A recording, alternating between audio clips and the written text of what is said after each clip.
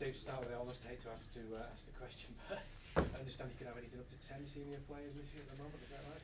Well, we had at the weekend we had 10. We might have one back. We might have been getting one back, so we're still a little bit thin on the ground. Having said that, they're making progress. You know, we've got Gail Geevey now. Full training. Scott Dan's not available yet, but we're getting them back slowly, and it's just going to take a little bit of time to get everybody out the treatment room. Who's the one coming back, do you think?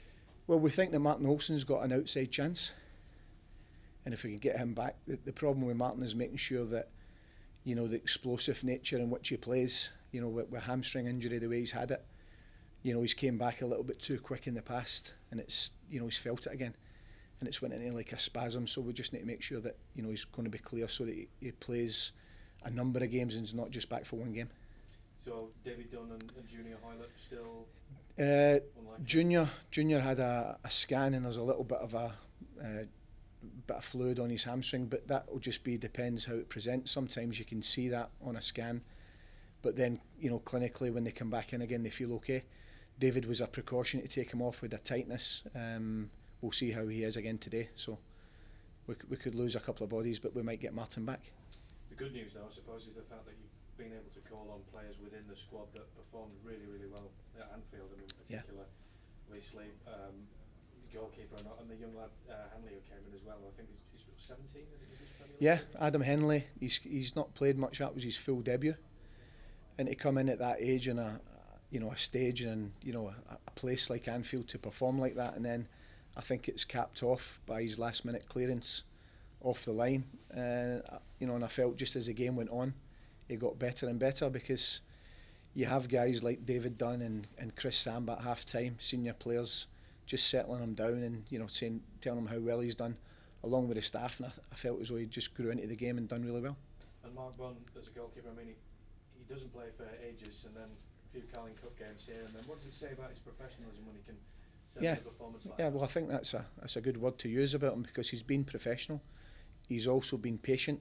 I think he's, you know, been a very good understudy to Paul Robinson. We were, you know, gutted to lose Paul, but we see Mark Bburn every day, and we see, you know, the agility he's got and how he can get across his box and, you know, really handle himself in very good fashion. Working with Bobby Mims, who I think's really improved him, because he's got a lot of attributes, and I think he's grown up really in the last year, and he's been very patient. So for him to make a couple of saves and, you know, come through traffic and take some crosses and really, you know, I think just look the part really.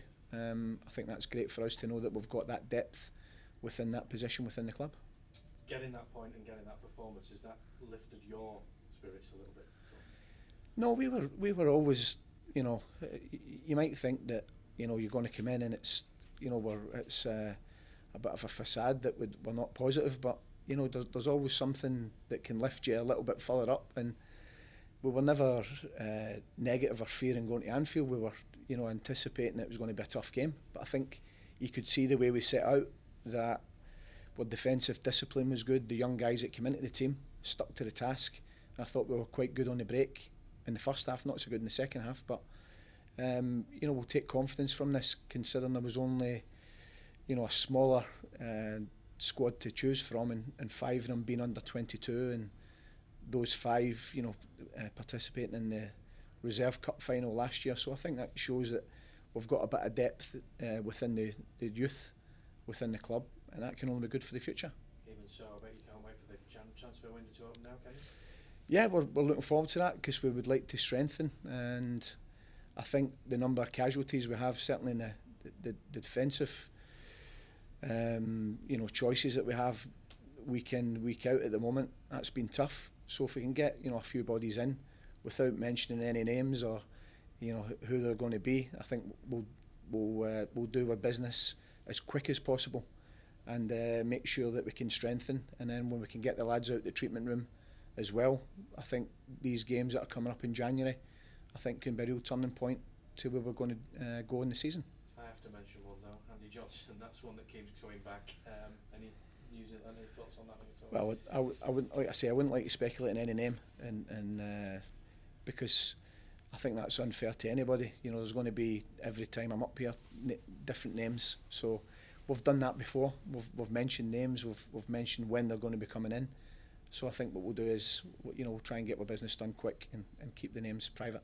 Do you think it's another show of support though from the owners, the fact that they will be giving you a kitty, however big or small it might be, to go out and spend money on players? Yeah, well, I spoke with the owner, you know, for many hours over the last couple of days, and you know, we'll be sitting down this afternoon actually, and you know, getting things kicked off and pushing and really making sure that we can get people in as quick as possible, because I think when you look at, you know, the amount of people we've got, like you mentioned earlier on the sidelines, you know, we're quite thin on the ground, so to strengthen in the early part of the window is going to be key.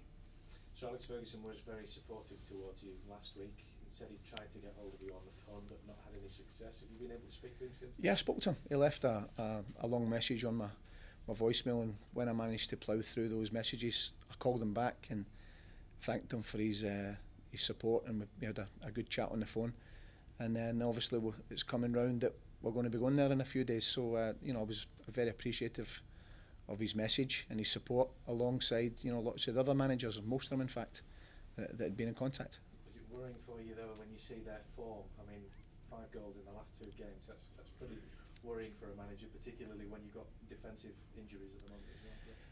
Well, I think what Manchester United done, you know, 7-8 games ago, you know, they went real back to being solid and, you know, really hard to beat. Now they became a little bit more expansive again. So we know the strengths that they have within the squad. But I think we can take a lot of confidence when we went to Anfield. You know, and you look at what, you know, Kenny put on the pitch and what he had on the bench as well. And, you know, I felt we stuck to our task well defensively. So, you know, that's going to be key, because normally we score when we play away from home. So, you know, if we can get a defensive performance, we can keep it tight and keep it tight early on, then, you know, there's no reason why we can't get something out of the game. Do you think there is any different sort of a mental attitude amongst the players when they are playing away from home at the moment? I mean, obviously we talked last week about the sort of abuse that was coming largely aimed at you after the Bolton game, and that was obviously from a section of the home fans. Away from home, do you think it is a slightly different story? Are the players able to play with a little less pressure, so to speak? Well, I don't know. I spoke with Kenny, which is interesting what you said. I spoke with Kenny after the game, and he felt that his side were a little bit edgy at home, and they were playing a little bit better away from home for some reason. You know, possibly that's the case with us, you know, where, you know, the pressure's on the other side, if you like, to come out and break you down, you know, so you know, you possibly sit in and play a little bit more counter-attack. But we would always like to think that the fans, you know, certainly in these games that are coming up in January, where we kick off the new year against Stoke, and then we've got lots of massive games at home, like to think that the fans would get behind the side and really make it quite an intimidating place to come, because I think if you can make your home ground intimidating and not really nice for the opposition when they walk in the door, and I mean that in the nicest possible way, you know, that can certainly be a big factor in getting a result. Just a last couple from me, sort of general Premier League points. I mean, there's an interview with Stephen Hunt saying that he feels that there are certain teams that will badger and harass referees in order to get referees to make specific decisions. Do you think that is something that we see in the Premier League every now and then? Well, I think certain teams that to go out and do that sometimes. Sometimes, yeah. Sometimes I would agree with that, but I think it's, you know, it's for the referees, and when they come round at the beginning of the season, you know, and any time I'll take the team sheet in with Chris Samba, the captain, you know, they'll always say, the refs, that, you know, if somebody comes at them and gets after them in a manner that they think's aggressive, then it'll be a card. And I think the referees have just got to be strong. If they feel those players or any specific teams are getting after them, and I think if they show cards, and they show cards early on, I think that can stamp it out quite quickly. Just finally, I don't know whether you saw the Old Firm game last night. Yeah, I've seen bits of it.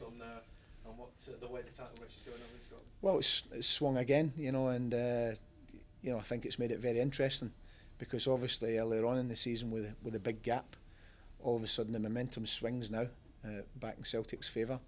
So, but no doubt there'll be some twists and turns yet, and I don't think, you know, Rangers will just, you know, let that sit like that. I would expect them to make a signing or two as well. So I think that could go right to the wire. Steve, in terms of the draw last week at Liverpool and the celebrations at the end with the goal line clearance and the save and so on, does that say that the spirit at Blackburn isn't broken by all the protests and everything else that's gone with it? Because obviously players are under a lot of pressure, as are you, to get the results with the fans being the way they are and things being said in the media and written in the media as well. Well, I think it's clear to say that the spirit's not broken. It's never been broken. And I think if you can go to a place like Anfield with such a young side and play the way we did and, you know, dig something out the game, we were slightly disappointed we didn't have another goal, earlier on in the game. But I felt as though we were well deserved of at least a point. And I think it was there for everybody to see. You know that later on in the game when they bring on the substitutes like they do, and all the crowd are on their feet, there's going to be a bit of pressure near the end of the game. But I felt as though we dealt with it. None more so than Adam Henley's clearance and Mark Bunn's fantastic save. But I felt as though that our togetherness and spirit was there for everybody to see. How difficult is this next game now then? It doesn't come any more difficult than going to Old Trafford in the form that they're in, and certainly where they are in the table. But you've got to play the teams at the top, away from home sooner or later. So it's about us doing what we have to do and building on what we got at Anfield, and then put myself in a position where we can be as active as early as we can in the transfer market, get bodies back in again, and look forward to these home games that are coming up. The match marks Sir Alex Ferguson's 70th birthday. What does that say about him, that he's still going at this age, and what achievement is it to manage in his 70s? Only Bobby Robson's done it in the Premier League era. Well, I think it's absolutely fantastic, and his enthusiasm and his appetite, I think, is a real inspiration to any young manager and young coach, because the amount of miles that you see him covering, you see him at Champions League games, and then he's at his own reserve games, and then you see him down at, other grounds, and he just, I know what his work ethic's like, so I think that's, very inspirational to any young manager, and for to be at the level for so long and really turn around other teams. It's not just one team, he's probably in his fourth team that he's evolved and developed.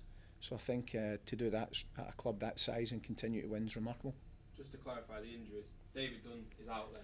No, he's not out. He had a tight hamstring and we've brought him off as a precaution, so he's still got a chance. He's not definitely out, but he's we don't know if he's fully fit yet. Or Robinson? No, he's definitely out.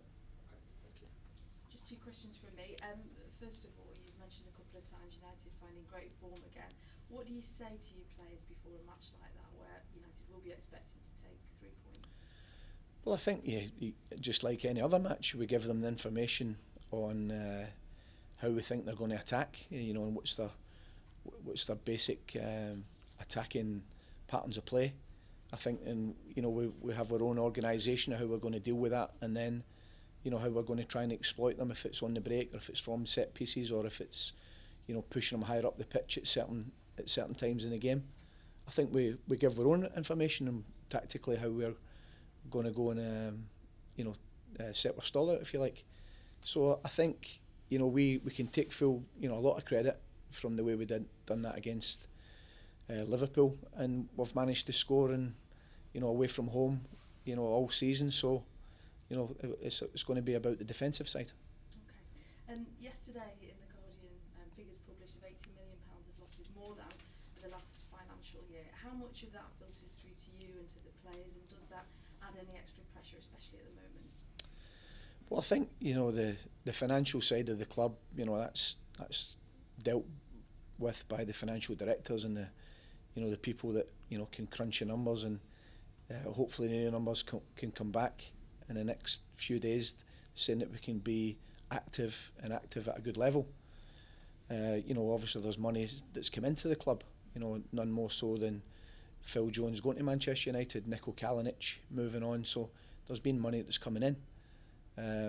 We would like to think that we can keep the majority of the squad together. There's going to obviously be interest on players like there is at every window, but if we can keep the squad together and build on that and make sure that we can add faces and not take them away is going to be very important for the the next 2 or 3 years. Make sure we can try and keep as many as the young players together as we possibly can. You said you'll be speaking Yeah. optimistic then that you'll have some freedom to Yeah. spend? Very optimistic, yeah. Okay. Well, thanks. Okay. Cheers.